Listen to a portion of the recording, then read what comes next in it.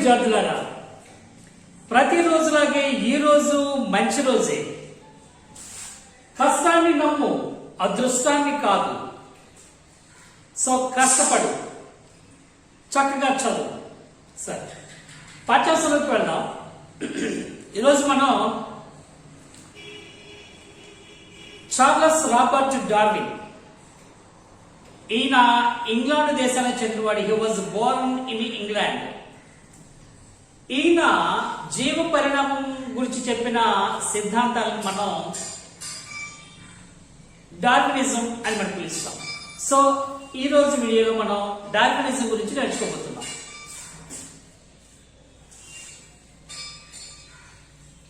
Darwinism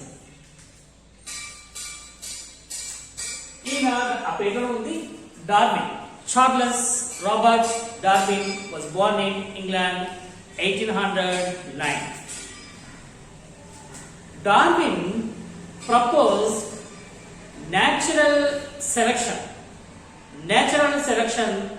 the famous theory of evolution.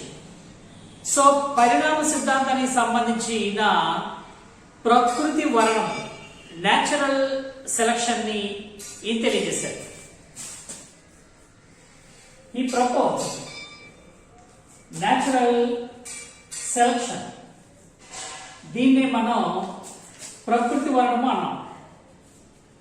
So దానికి ఈ సిద్ధాంతం, దాన్ని ఇప్పుడు మనం డార్వినిజం అంటున్నాం.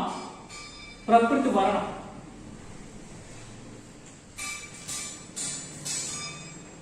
అయితే ఈయన ఒక 5 సంవత్సరాలు HMS బీగల్ అనే షిప్ లో ప్రపంచం అంతా తిరిగి దీనికి సంబంధించిన అంశాలన్నీ క్రోడీకరించి ఒక యాత్ర సాగించారు. ఆ యాత్ర Darwin voyaged for 5 years in the ship of HMS Beagle. So when he was 22 years old, అతనికి 22 సంవత్సరాల వయసు అప్పుడే HMS బీగల్ అనే ఆ షిప్ లో ఈయన ప్రపంచ పర్యటన చేశారు. సో ఆ విధంగా ఈయన చిన్నతనం నుంచే తక్కువ వయసులోనే పరిశోధన మొదలుపెట్టి చాలా విషయాలు తెలుసుకోవడం జరిగింది. Darwin observed in a small group of related birds, Finch birds. అక్కడ ఫించ్ బర్డ్స్ చూశారు. ఫించ్ బర్డ్స్, ఫించ్ పక్షి.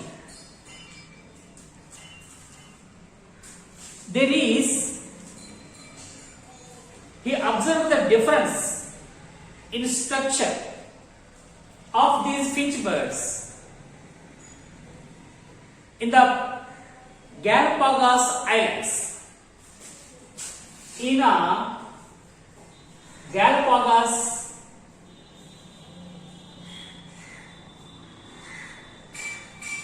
Islands, ఈ దీవుల్లో వీటిని చూడడం జరిగింది. వీటిల్లో వాటి ముక్కు తాలూకా నిర్మాణాల్లో చాలా తేడాలను గ్రహించాడు ఈయన, variations. So he observed the variations in structure of the finch birds in the Galapagos Islands. ఈ దీవుల్లో ఆయన చూడడం జరిగింది. Darwin influenced by the book. The book is Principles of Geology. Principles of Geology, written by Charles Lyell.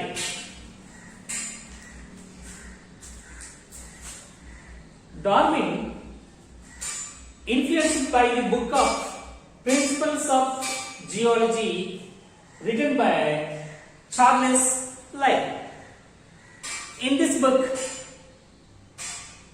geological changes occur in a uniform rate. భౌగోళిక మార్పులు అనేవి ఒక క్రమ పద్ధతిలో జరుగుతాయని చెప్పి ఇందులో తెలియజేయడం జరిగింది. దీన్ని ఈయన అంగీకరించలేదు. ఇంకా Darwin also influenced by the Malthus theory. Malthus theory.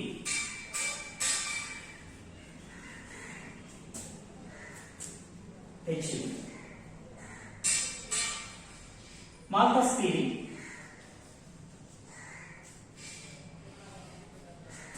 written in an essay on the principles of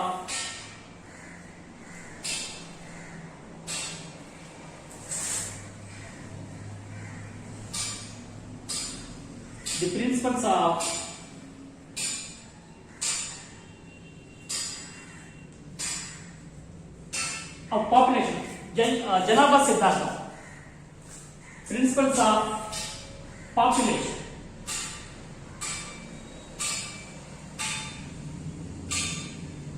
జనాభా సిద్ధాంతం అంటాం దీన్ని. జనాభా సిద్ధాంతం. సో ఈయన డార్విన్ రెండు పుస్తకాల చేత ప్రభావితం అయ్యారు. ఒకటి చార్లెస్ లైల్ రాసిన ప్రిన్సిపల్స్ ఆఫ్ జియాలజీ, అలాగే మాల్థస్ థియరీకి సంబంధించిన మాల్థస్ రాసిన జనాభా సిద్ధాంతం, principles of population. Principles of population సిద్ధాంతం ఏం చెప్తుంది అంటే, population increases in the geometrical progression. Janabha population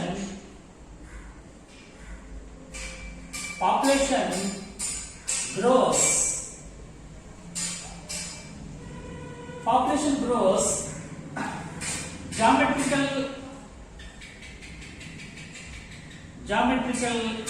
progression.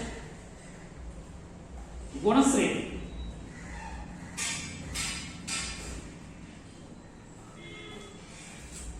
జనాభా అన్నది గుణశ్రేణిలో పెరుగుతుంది. గుణశ్రేణి అంటే 1, 2, 4, 8, 16 అది series. Whereas the food sources decrease. Food sources decrease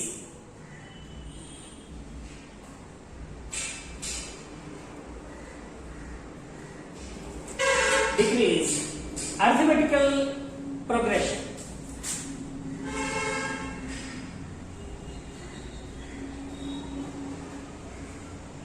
Arithmetical progression. So జనాభా ఈ విధంగా పెరిగితే, గుణశ్రేణిలో పెరిగితే, దానికి కావాల్సిన ఆహారం సోర్సెస్ ఏవైతే ఫుడ్ సోర్సెస్ ఉన్నాయో అవన్నీ కూడా తగ్గడం అన్నది అర్థమెటిక్ ప్రోగ్రెషన్ లో జరుగుతుంది. అంక శ్రేణిలో జరుగుతుంది. అంక శ్రేణి అంటే 1, 2, 3, 4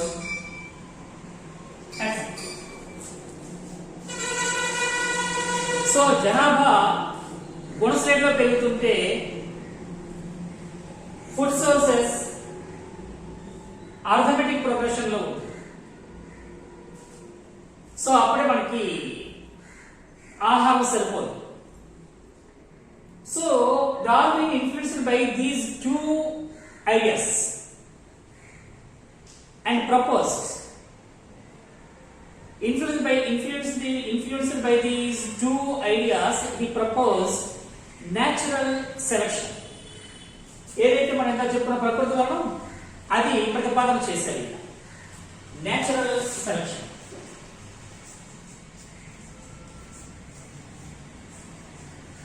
ఈ నేచురల్ సెలక్షన్ అనేది ప్రకృతి వర్ణం అనేది the nature only selects or decides the organisms should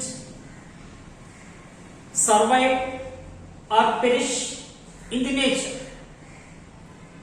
That means ఈ ప్రకృతి వర్ణం ఏదైనా ఒక జీవరాశి అది ఇక్కడ సర్వైవ్ అవ్వాలా, మనుగడ సాగించాలా లేదా అన్నది, నాశనం కావాలా అన్నది నేచర్ డిసైడ్ చేస్తుంది. మనుగడ సాగించవలసిన దాన్ని సెలెక్ట్ చేయడం కానీ, మనుగడ సాగించడానికి అర్హత లేని, సామర్థ్యం లేని వాటిని తొలగించడం కానీ ప్రకృతి చేస్తుంది. అది ప్రకృతి సెలక్షన్ ఆఫ్ ది నేచర్ అని చెప్పి ఈ propose Darwin propose the natural selection. దీంట్లో in this theory only useful traits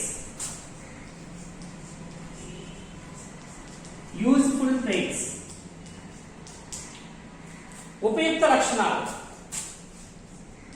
లక్షణాలు ఏవైతే ఉపయోగపడతాయో అవి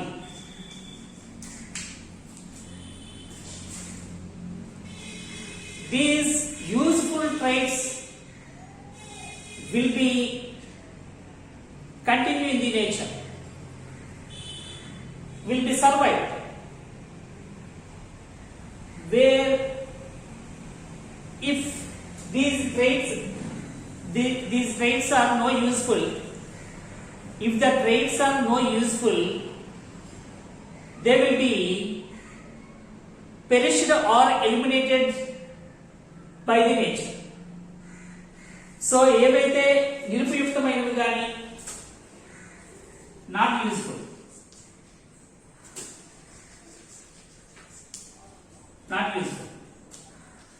ఆర్ హార్మ్ఫుల్, నాశనకరమైన లక్షణాలు, హానికర లక్షణాలు, నిరుపయోగ లక్షణాలు కలిగిన జీవుల్ని ఇది ప్రకృతి నుంచి తొలగించడం కానీ, నాశనం చేయడం కానీ జరుగుతుంది. సో అదే నేచురల్ సెలక్షన్. సో ఇప్పుడు యూస్ఫుల్ ట్రైట్స్, నాట్ యూస్ఫుల్ ట్రైట్స్. హానికర లక్షణాలు ఏమున్నా, నిరుపయోగ లక్షణాలు ఏమున్నా తొలగించబడతాయి. ఉపయుక్త లక్షణాలు ఏమున్నాయో అవి డెవలప్ అవుతాయి, ఇంప్రూవ్ అవుతాయి, సర్వైవ్ అవుతాయి. They will be survived. Not useful traits, if the traits are not useful, they will be perished or eliminated by the nature. So ఈ ప్రకృతి నుంచి అవి తొలగించబడతాయి. మరి కంటెన్షన్. సో అది natural selection. Over a long period of time, this will becomes form. This will be forms. This will be become a new species. క్రొత్త జాతి, new species, క్రొత్త జాతి ఏర్పడడానికి కారణమవుతుంది. Over a period of long time, అది కొన్ని కాలాల తర్వాత అది ఒక కొత్త జాతిగా, ఈ లక్షణాలతో ఏవైతే ఇప్పుడు యూస్ఫుల్ ట్రైట్స్ అన్నామో అది కొత్త జాతిగా ఉద్భవించడం అనేది జరుగుతుంది. సో వీటి నుంచే, ఈ ఉపయుక్త లక్షణాల నుంచి కొత్త జాతి, న్యూ స్పీసీస్ ఫార్మ్. ఈ కొత్త లక్షణాలే కొత్త జాతిగా ఏర్పాటవుతుంది over a long period of time. So ఇది ఈయన చెప్పిన ముఖ్యమైన విషయాలు. ఇందులో ఏవైతే ఇప్పుడు ఉపయుక్తమైన ఉన్నాం కదా, in the population when there is a struggle for the existence, for the space, food, mating or other needs, only fittest will be survived. ఒకవేళ జనాభా అధికమవుతూ ఉంటే, ఆ జనాభా సంఖ్య పెరుగుతూ ఉంటే ఆహారం తగ్గుతూ ఉంటుందని ఇప్పుడు చెప్పుకున్నాం మనం ఈ according to the Malthus theory. So అలా తగ్గుతూ ఉంటే పోటీ అనేది ఏర్పడుతుంది జీవుల మధ్య. So in the population when there is a struggle for the existence or survive for the food, space or place, mating and other needs, only fitted will be survived. So ఎప్పుడైతే struggle for the existence, struggle for the existence of the survival, for the existence,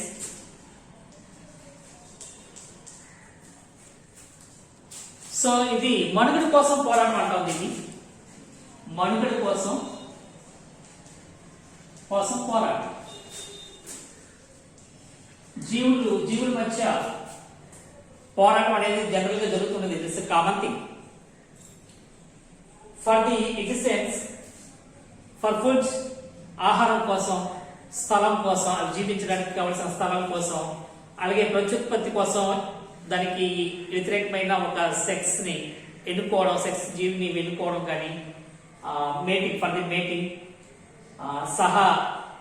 సహజీవనానికి సంబంధించి ప్రత్యుత్పత్తి జరపడానికి ఒక జీవిని ఎంపిక చేసుకోవడం కానీ, అలాగే ఇతర అవసరాల కోసం కానీ పోరాటం అనేది జరుగుతూ ఉంటుంది. It's called as struggle for the existence. మనుగడ కోసం పోరాటం అంటాం. ఇందులో ఏవైతే యోగ్యత లక్షణాలు ఉంటాయో, ద ఫిటెస్ట్, అలాంటివే మనకి సర్వైవ్ అవుతాయి, మనుగడ సాగించగలుగుతాయి. సో అది వాటిని మనం యోగ్యతముల సార్థక జీవనం అంటాం. యోగ్యతముల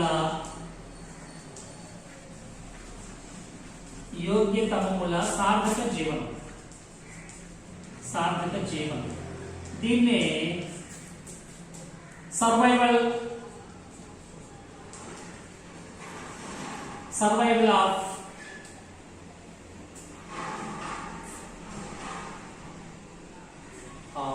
ఫిటెస్ట్.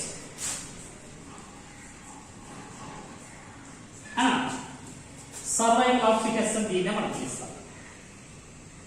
మనుగడ కోసం పోరాటంలో ఏవైతే యోగ్యత లక్షణాలు ఉంటాయో, ఉపయుక్త లక్షణాలు ఉంటాయో అవి రాణిస్తాయి, మనుగడ సాగిస్తాయి. దాన్ని మనం యోగ్యతమముల సార్థక జీవనం అని అంటారు. Survival of fittest. Only the fittest organisms, fittest species can survive. యోగ్యతమముల లక్షణాలు కలిగిన జాతులు మాత్రమే మనుగడ సాగిస్తాయి అన్నది దీని ద్వారా తెలుస్తుంది. ఇది డార్వినిజం. దీన్ని సింప్లిఫైగా క్లుప్తంగా చెప్పాలంటే in nutshell, theory of the Darwinism of the evolution theory of Darwinism మనం సింపుల్ గా చూడొచ్చు.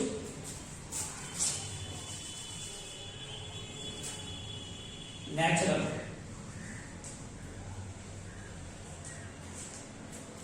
సో దీన్ని చూస్తున్నప్పుడు డార్విన్ సిద్ధాంతంలో క్లుప్తంగా అంశాలు ఏంటున్నాయో చూద్దాం. డార్విన్ సిద్ధాంత సారాంశాలు.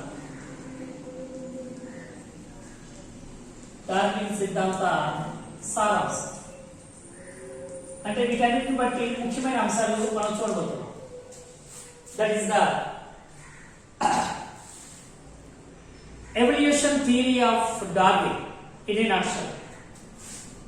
క్లుప్తంగా ఆయన తాలూకా ఈ మొత్తం సారాంశాలని ఏ విధంగా ఆయన చెప్పాడంటే ఒకసారి చూద్దాం.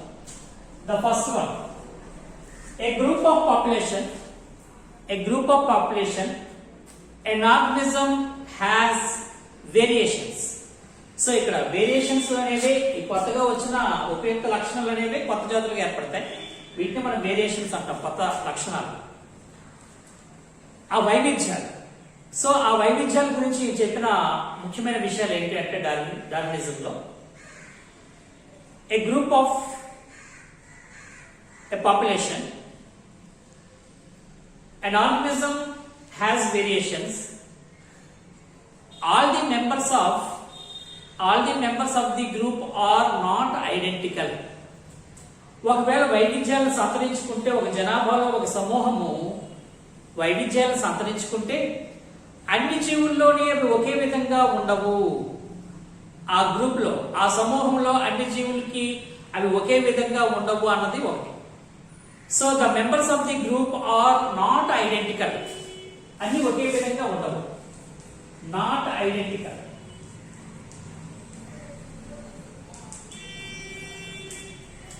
ఇక రెండవది,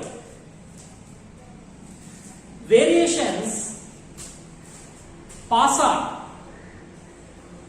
variations passed on through heredity. అనువంశిక పద్ధతిలో వైవిధ్యాలు అనేవి ముందుకు కొనసాగుతాయి. ఒక తరం నుంచి ఇంకో తరానికి, అలాగా పేరెంట్స్ నుంచి ప్రోజినీకి వెళ్ళడం జరుగుతుందంటే ఈ చెట్టు. So past heredity through heredity.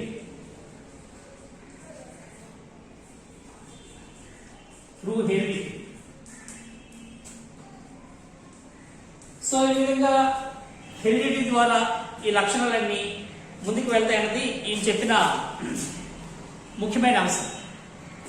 ఇక మూడవది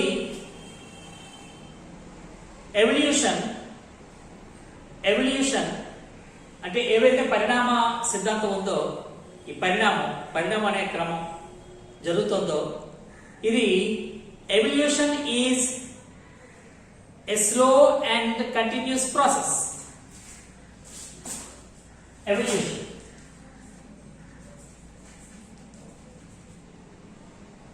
ఇక్కడ రాస్తాను, ఇక్కడ చిన్నదిగా ఉంది. మూడవది evolution it's slow and continuous process. అలాగే ఫోర్త్ వన్, ఒకవేళ జీవుల సంఖ్య పెరుగుతూ ఉన్నట్లయితే, అధిక సంఖ్య ఉన్నప్పుడు, ఇందా చెప్పాను, struggle for the existence or the survive. Struggle for the survive. So వాటి జనాభా సంఖ్య పెరుగుతూ ఉంటే వాటి మధ్య పోరాటం అనేది జరుగుతుంది, మనుగడ కోసం పోరాటం అనేది జరుగుతుంది. Variations or help the organisms to survive and reproduces of more offsprings. సంతానాన్ని ఎక్కువగా పొందడానికి, మనుగడ సాగించడానికి ఈ వైవిధ్యాలు సహాయపడతాయి. So the fifth one, variations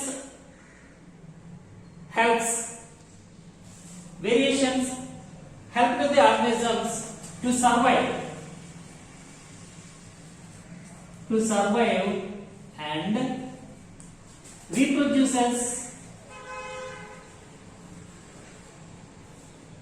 reproduces more offsprings. అధిక సంతానం.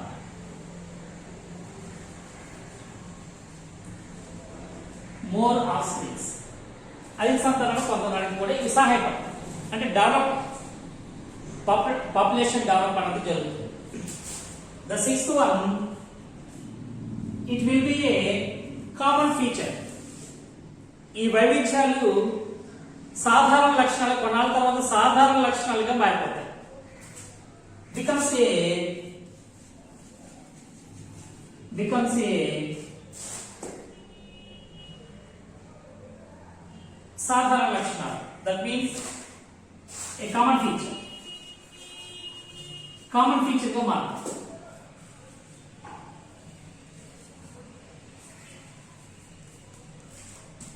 The seventh one, ఇవి మారుతున్నప్పుడు ఆ ఎన్విరాన్మెంట్ లో ఏమైనా సరే ఎన్విరాన్మెంట్ కి సంబంధించి the changes in the according to the environment, these organisms changes or adapt or changes to the environmental condition.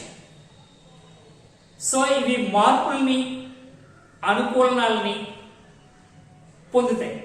ప్రకృతిలో మనుగడ సాగించడానికి తగిన విధంగా జీవులు అనుకూలనాలను ఏర్పరచుకొని మార్పుల్ని సంతరించుకుంటాయి. సో ఇక్కడ organisms adapt and changes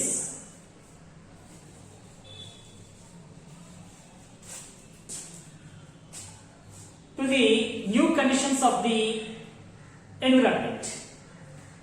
environment లో ఏమైనా మార్పులు వస్తే దానికి తగిన విధంగా మనుగడ సాగించడం కోసం ఇవి మార్పుల్ని అనుకూలాన్ని సంతరించుకుంటాయి. ద లాస్ట్ వన్ ఎనిమిదవది ఏం చెప్పారంటే ఆయన ఇలా చెప్తున్నాం మనం. Over a period of time, organisms accumulate so many changes and becomes a new species. ఏవైతే ఇవి ఎక్కువ మార్పులను సంతరించుకొని మార్పుల్ని ఒడగట్టుకొని అక్యుములేట్ చేసుకొని కొంత సమయాల్లో కాలానుగుణంగా అవి ఒక కొత్త స్పీసీస్ కొత్త జాతిగా ఏర్పడతాయని చెప్పడం జరిగింది. సో ఎందుకు ఏంటంటే అక్యుములేట్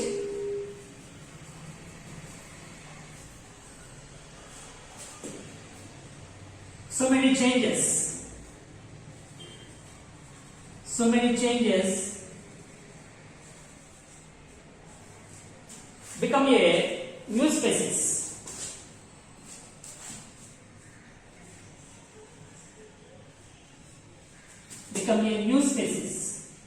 ఒక కొత్త జాతులు ఏర్పడతాయి. All species are formed in this nature like this. ఈ ప్రకృతిలో ఉన్న జీవజాతులన్నీ కూడా ఈ విధంగా ఏర్పడినవే అన్నది డార్వినిజం. దాన్నే పరిణామ సిద్ధాంతం అంటారు. పరిణామ సిద్ధాంతం డార్విన్ చెప్పిన పరిణామ సిద్ధాంతాన్ని డార్వినిజం అన్నాం. అందులో ఈ అంశాలు ముఖ్యంగా ఉన్నాయి. సో మరోసారి చూద్దాం.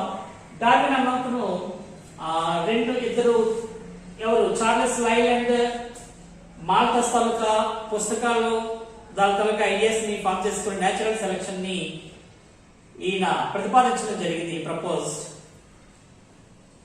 దాంట్లో మనం నేచరే సెలెక్ట్ చేయడం కానీ డిసైడ్ చేయడం కానీ ఒక జీవి an organism should be survive or perish in the nature. ఏదైనా నాశనం కావడం కానీ తొలగించడం కానీ దాన్ని కొనసాగించడం కానీ మనుగడ సాగించడం చేయడం కానీ నేచర్ చేస్తుందని చెప్పడం జరిగింది. అలాగే యూస్ఫుల్ ఉపయుక్త లక్షణాల గురించి చెప్పారు. యూస్ఫుల్ ట్రైట్స్ ఏమైనా ఉంటే అవి న్యూ స్పీసీస్ గా కాలానుగుణంగా కాలం అలాగలాగా మారుతుంటే కొన్ని కాలాల పాటు కొనసాగుతూ ఈ లక్షణాలు ఒక కొత్త జాతిగా ఏర్పడుతుందని చెప్పడం జరిగింది. సో ఈ అంశాలనే జనాభా పెరుగుతున్నప్పుడు వాటి మధ్య పోరాటం జరుగుతుంది అనేది స్ట్రగుల్ ఫర్ ది ఎగ్జిస్టెన్స్ అని చెప్పడం జరిగింది.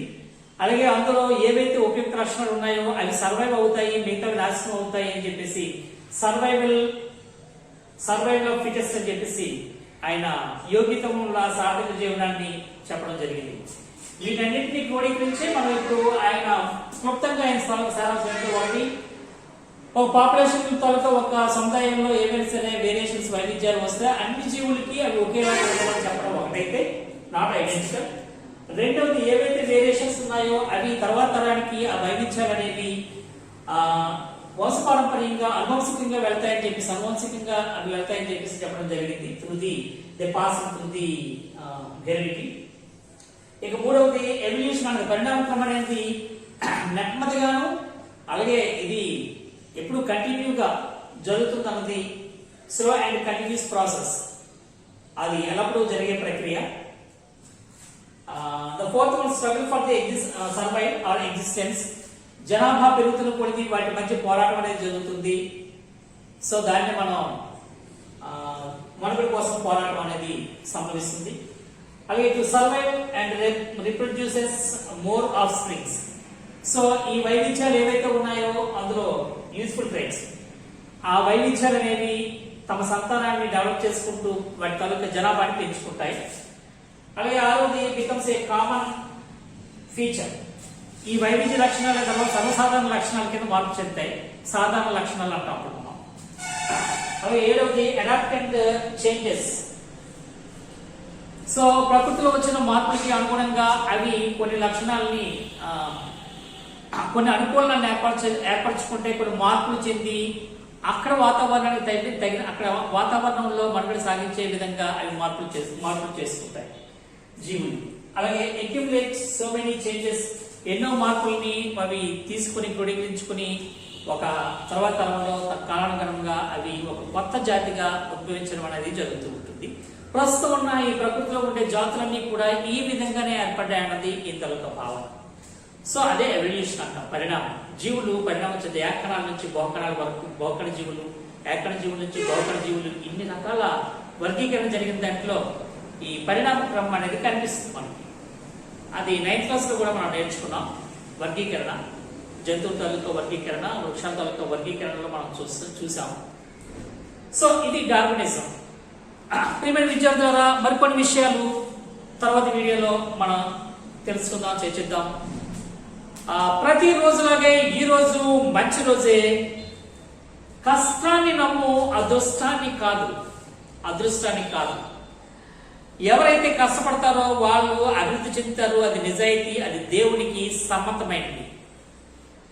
సో విద్యార్థులారా హ్యాపీగా ఉండండి, హెల్తీగా ఉండండి, జాగ్రత్తలు పాటించండి. మీరు నిజంగా దేశాన్ని ప్రేమించే భారతీయులైతే ఇతరులకి మనం హాని చేయకుండా ఉండడానికి మనం ప్రయత్నం చేయడమే దేశభక్తి.